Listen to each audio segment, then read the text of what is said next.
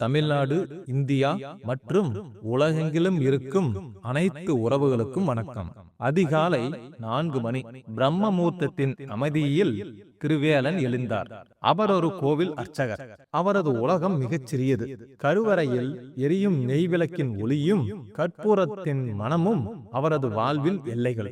பெரிய கனவுகள் ஏதும் வேண்டாம் இறைவா, 3 வேளை கஞ்சி, என் பிள்ளைகளுக்கு ஒரு நேர்மையான வாழ்க்கை, இதுவே போதும். அந்த எளிய வேண்டுதலோடு அவர் தினமும் கருவறைக்குள் நுழைவார். அவர் பணியாற்றிய கோவிலின் நிர்வாக அதிகாரி கோபாலகிருஷ்ணன். அவருக்கு அதிகாரம் பிறரை அடக்கும் கருவி, பணம் தீராத போதை. ஒரு நாள் விடியற்காலையில் கோவிலின் பழங்கால கைங்கரிய நகைகள் காணாமல் போயின. ஊரே அதிர்ந்தது. விசாரணை தொடங்கியது. நண்பர்களே, உங்களுக்கு கடவுள் நம்பிக்கை இருந்தால் ஓம் நமச்சிவாயா என்ற மந்திர சொல்லை கமெண்டில் பதிவு செய்யவும். உண்மை என்னவென்று தெரியாத நிலையிலேயே கோபாலகிருஷ்ணன் தன் அதிகாரத்தை பயன்படுத்தி பகடை உருட்டினார். தினமும் கருவறைக்குள் நுழைந்து கற்சிலையை தொழுபவன் எவனோ அவன்தானே நகையையும் தொட்டிருக்க முடியும். திருவேலனை தவிர வேறு யார்? அந்த ஒரு வாக்கியம் போதும். அப்பாவியான திருவேலன் கைது செய்யப்பட்டார். காவல் நிலையத்தின் கரைபடிந்த சுவர்களுக்குள் அவர் கதறினார். ஆனால் கோபாலகிருஷ்ணனின் பணபலம் அவர் குரலை நசுக்கியது. ஊர் மக்கள் அவர் முகத்தில் திருட்டு அர்ச்சகர் என்ற முத்திரையை குத்தினார். மனைவி மல்லிகாவின் மாங்கல்யம் கண்ணீரால் நனைந்தது. அப்பா திருடன் இல்லை என்று கத்திய குழந்தைகளின் குரல் பள்ளியில் கேலி பேச்சுகளால் மௌனமானது. திருவேலன் சிறையிலிருந்து வெளிவந்த போது அவர் உடலோடு வரவில்லை, உடைந்த மனதோடு வந்தார். அவமானத்தின் பாரம் தாங்க முடியாமல் அவரது மனநிலை மெல்ல மெல்ல சிதைந்து போனது. மறுபுறம் நகைகளை விற்று கோபாலகிருஷ்ணன் பெரும் செல்வந்தரானார். நகரின் மையத்தில் அடுக்குமாடி வீடுகள், ஏக்கர் கணக்கில் நிலங்கள். சமுதாயம் அவருக்கு பெரிய மனிதர் என்ற கிரீடத்தை சூட்டியது. ஆனால் அந்த வீட்டின் கூரைக்கு கீழே நிம்மதி குடியிருக்கவில்லை. மனைவி சரஸ்வதி தீராத மன அழுத்தத்தில், மகன் அரவிந்த் அடிக்கடி விபத்துகளில் சிக்கினான். இரவு அமைதி என்பது கோபாலகிருஷ்ணனுக்கு பேயாக தெரிந்தது. தூக்க மாத்திரைகள் கூட அவருக்கு துயில் தரவில்லை. தான் வாங்கிய ஒவ்வொரு செங்கல்லும் திருவேலனின் கண்ணீரால் நனைந்தது. அப்போது அவருக்கு புரியவில்லை. ஒரு சொத்தை விற்க முடிவு செய்தார். அதை வாங்க வந்த ரமேஷ் லதா தம்பதியருக்கு தொடர் துரதிர்ஷ்டங்கள். அவர்கள் ஜோசியர் பாலச்சந்திரனை அணுகினர். அவர் கவலையுடன் சொன்னார், இந்த சொத்தின் அஸ்திவாரம் அதர்மத்தால் ஆனது. ஒரு ஏழையின் கண்ணீரில் கட்டப்பட்ட மாளிகை இது. கோவில் சொத்தையும் ஒருவனின் வாழ்வையும் அபகரித்தவனின் சொத்து இது. இதை வாங்கினால் உங்கள் நிம்மதி சாம்பலாகும். அந்த வார்த்தைகள் கோபாலகிருஷ்ணனை உள்ளுக்குள் சிதைத்தன. பரிகாரம் சொல்லுங்கள், எத்தனை கோடி வேண்டுமானாலும் செலவு செய்கிறேன் என்று அவர் கதறினார். ஜோசியர் அமைதியாக சொன்னார், பணம் இழந்ததை சரி செய்யும், ஆனால் பாவம் இழந்ததை மீட்டெடுக்காது. நீ யாருடைய வாழ்வை இருளாக்கினாயோ அந்த திருவேலனின் காலில் விழு. அவர் மன்னித்தால் மட்டுமே உன் வம்சம் பிழைக்கும். பல மாத தேடலுக்கு பின் ஒரு பழைய ஆசிரமத்தின் மூலையில் பரட்டை தலையுடன் சூன்யமான பார்வையுடன் திருவேலன் அமர்ந்திருந்தார். அந்த காட்சியில் கோபாலகிருஷ்ணனின் அதிகாரம் மண்கூடாகி போனது. அவர் திருவேலனின் கால்களை பிடித்துக் கொண்டு கதறினார், என்னை மன்னித்து விடு வேலப்பா, பணத்துக்காக உன் வாழ்வை அழித்து விட்டேன். திருவேலனின் மங்கிய நினைவுகள் மெல்ல குளிகண்டன. அவர் மெதுவாக சொன்னார், ஒரு காலத்தில் நீங்கள் ஒரு மனிதனை திருடன் ஆக்கினீர்கள். இன்று உங்கள் குற்ற உணர்வு உங்களை பிச்சைக்காரன் ஆக்கிவிட்டது. நீங்கள் தவறை உணர்ந்து விட்டீர்கள். அதுவே எனக்கு போதும். நீதி, பணம், அந்தஸ்து, அதிகாரம், எதை வேண்டுமானாலும் திருடலாம்.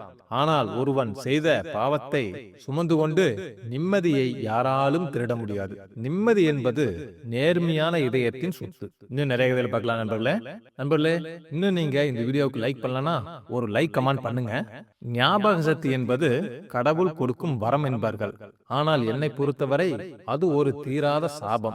என் மூளையின் மடிப்புகளில் பிறந்த நொடியிலிருந்து இன்று வரை நடந்த ஒவ்வொன்றும் ஒரு கல்வெட்டு போல பயந்திருக்கிறது. மற்றவர்களுக்கு பாலிய கால நினைவுகள் மங்களாக தெரியும். எனக்கோ அது ஒரு 4K வீடியோவை போல துல்லியமாக ஓடுகிறது. இந்த கதையை நான் யாரிடமாவது சொன்னால் பைத்தியக்காரன் என்று முத்திரை குத்தி விடுவார்கள். ஆனால் என் இரவுகள் எவ்வளவு பயங்கரமானவை என்பது அந்த துளசி செடிகளுக்கு மட்டுமே தெரியும். அது ஒரு செவ்வாய்க்கிழமை மதியம். எனக்கு அப்போது சில மாதங்கள் தான் வயது. என் அம்மா என்னை ஒரு பச்சை புடவை தொட்டிலில் போட்டுவிட்டு துணி துவைக்க கிணற்றடிக்கு சென்றிருந்தாள். வீடு நிசப்தமாக இருந்தது. திடீரென்று கூரையின் விட்டத்திலிருந்து ஒரு சலசலப்பு கேட்டது. நான் மேலே பார்த்தேன். மரக்கட்டையை சுற்றி கொண்டு ஒரு தங்க நிற பாம்பு மெல்ல கீழே இறங்கியது. அது நேராக என் தொட்டிலின் கயிற்றில் ஊர்ந்து என் நெஞ்சின் மீது வந்து அமர்ந்தது.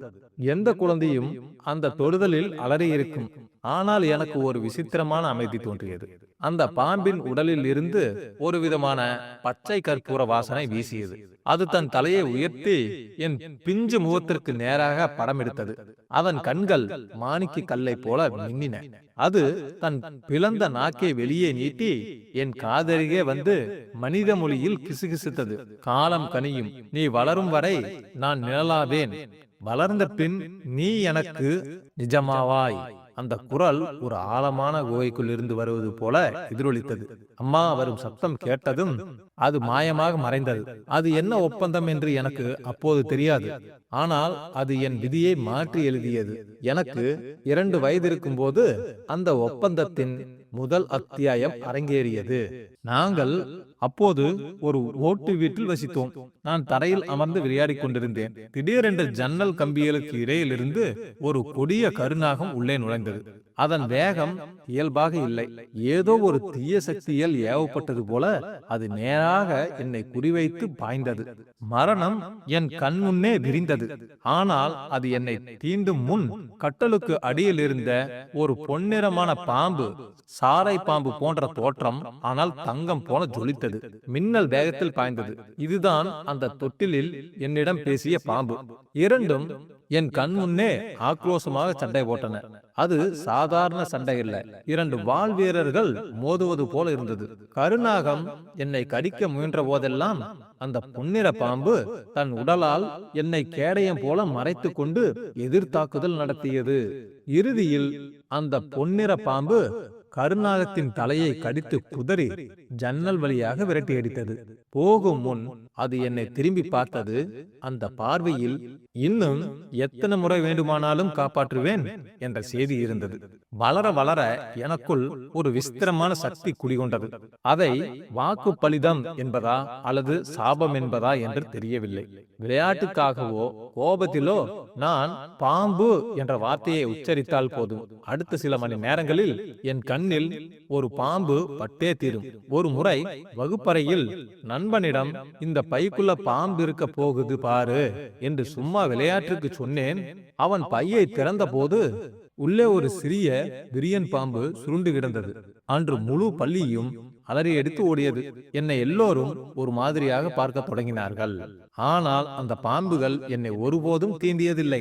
அவை என்னை தூரத்திலிருந்து ஒருவித மரியாதையோடு அல்லது உரிமையோடு பார்த்துவிட்டு சென்றுவிடும். எனக்கு துளசி செடிகள் என்றால் அலாதி பிரியம். என் வீட்டு முற்றத்தில் நானே நட்டு வளர்த்த கருந்துளசி மற்றும் வெண் துளசி செடிகள் செழித்து வளர்ந்திருந்தன. பொதுவாக பாம்புகளுக்கு துளசி வாசனை ஆகாது என்பார்கள். ஆனால் என் தோட்டத்தில் விதிமுறைகள் வேறு. அது ஒரு பௌர்ணமி இரவு. மணி சரியாக 10 இருக்கும். எங்கும் நிசப்தம். காற்று கூட வீசவில்லை. துளசி செடிக்கு தண்ணீர் ஊற்றலாம் என்று வாளியை எடுத்துக்கொண்டு முற்றத்திற்கு வந்தேன். நிலவு வெளிச்சத்தில் அந்த துளசி தோட்டம் அமனுஷ்யமாக ஜொலித்தது. நான் அருகில் சென்றதும் என் கால்கள் உறைந்து போயின.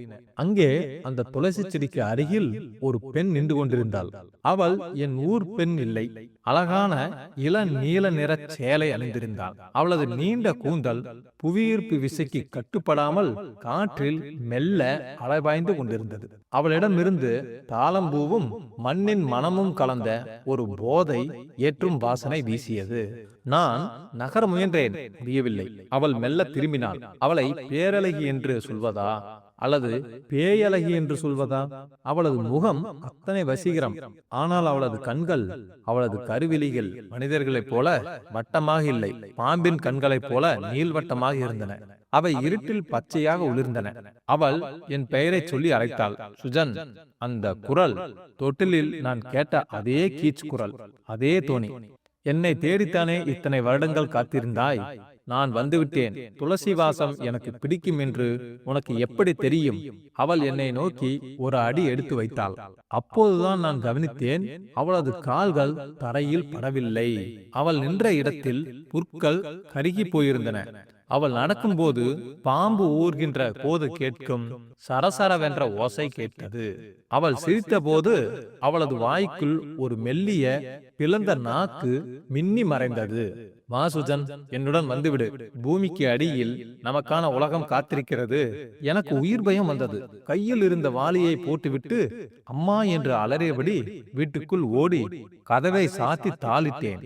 அன்று இரவு முழுக்க எனக்கு கடுமையான காய்ச்சல். ஜன்னல் வழியாக பார்த்தபோது அந்த துளசி செடியை சுற்றி நூற்றுக்கணக்கான மின்மினி பூச்சிகள் மொய்த்துக் கொண்டிருந்தன. உற்று பார்த்தபோது தெரிந்தது, அவை பூச்சிகள் அல்ல, நூற்றுக்கணக்கான சிறிய பாம்புகளின் கண்கள். மறுநாள் காலை எழுந்து பார்த்தபோது என் தோல் உரிந்து போயிருந்தது. பாம்பு சட்டை உரிப்பது போல என் கைகளிலும் கழுத்திலும் தோல் உரிந்து புதிய தோல் வந்திருந்தது. இப்போது எனக்கு பயம் பாம்புகளை கண்டு அல்ல, என்னை கண்டுதான். தொட்டிலில் என்னிடம் பேசியது யார்? அந்த பெண்தானா?